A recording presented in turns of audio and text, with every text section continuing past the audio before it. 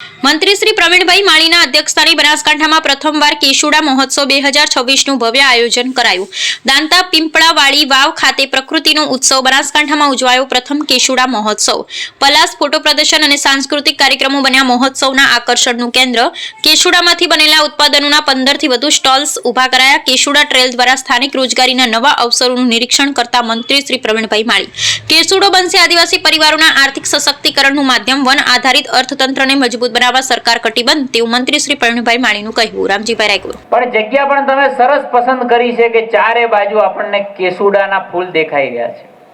પહાડ પણ આ બાજુ જોઈએ તો પહાડ પણ રંગીન દેખાય. કેસુડાથી ભરાયેલો આ પહાડ આપણને અત્યારે દેખાઈ રહ્યો છે. અને આ ઉત્સવ આદિવાસીઓના જીવનમાં બદલાવ કેમ લાગ્યો? નરેન્દ્રભાઈએ કહેલું છે કે છેવાડાના માનવીનો વિકાસ એ અમારી સરકારનો મૂળ મંત્ર છે. અમે પંડિત દીનદયાળજીને માનનારા લોકો છીએ અને એના માટે જે કંઈ કરવું પડે એ કરવા માટે તૈયાર છીએ. અને એટલા જ માટે આખા બનાસકાંઠાના આગેવાનો પણ અહીંયા આવ્યા છે. ગુજરાતભરમાંથી લોકો અહીંયા આવે છે. મિત્રો, મારે આજે કેટલીક જાહેરાત કરવી છે. આદિવાસી ભાઈ બહેનો અહીંયા જ્યારે ઉપસ્થિત છે ત્યારે મારે કહેવું છે કે બનાસની બાયોડાયવર્સિટી એટલે કેસુડો, બનાસની બાયોડાયવર્સિટી એટલે અરીઠા, બનાસની બાયોડાયવર્સિટી એટલે આપણું ગુંદ, એટલે આપણે એને કહીએ છીએ ગુંદર કહીએ છીએ. બનાસની બાયોડાયવર્સિટી એટલે સતાવરી કહીએ છીએ. કેટલા જણા સતાવરી જોઈએ? હાથ ઊંચો કરો તો. સતાવરી.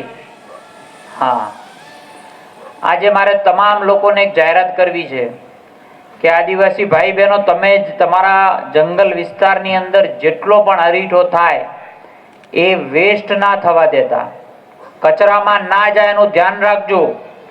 કારણ કે તમે હવે અરીઠો ભેગું કરવાનું ચાલુ કરો, વન વિભાગ તમારી જોડે 30 રૂપિયાથી લઈને 40 રૂપિયા કિલો તમારા જોડેથી ખરીદી લેશે. આટલેથી અટકવું નથી. તમારા જંગલોની અંદર ગુગળ જેને કહીએ છીએ આપણે, એ ગુંદના રૂપમાં આવે છે. ગુગળ કેટલાને જોયું છે? ગુગળ હાથ ઊંચો કરો તો. ગુગળ, એ ગુગળ ભેગું કરવાનું ચાલુ કરજો. 200 રૂપિયા કિલો ખરીદવાનું છે. 200 રૂપિયા કિલો. આ આદિવાસી ભાઈઓને મારે વિનંતી છે કે સતાવરી જે છે એ સતાવરીના જે મૂળ હોય છે એ પણ સાચવવાનું ચાલુ કરજો.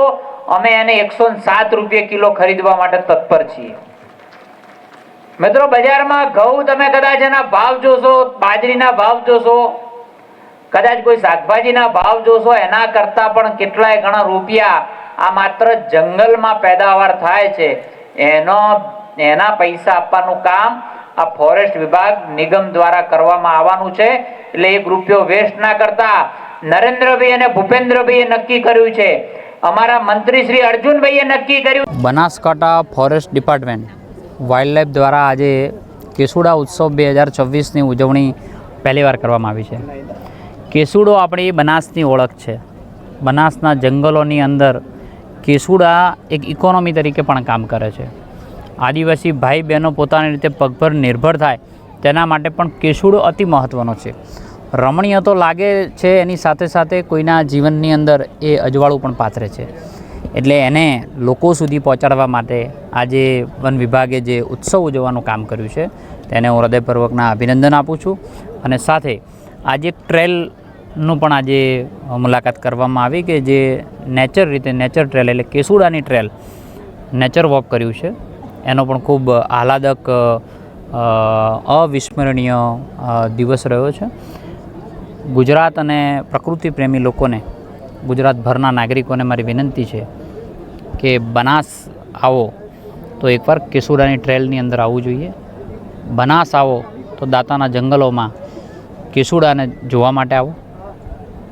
બનાસમાં આવો ત્યારે અહીંના આદિવાસી ભાઈ બહેનોના જીવનમાં કંઈક અજવાળું પાથરીને જઈએ.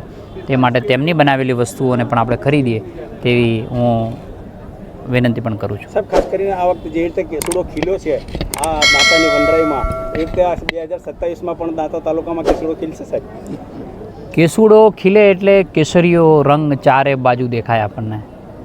પહેલાં પણ કેસુડો કેસરીયો ખીલ્યો હતો અને 27માં પણ ખીલશે. Thank you.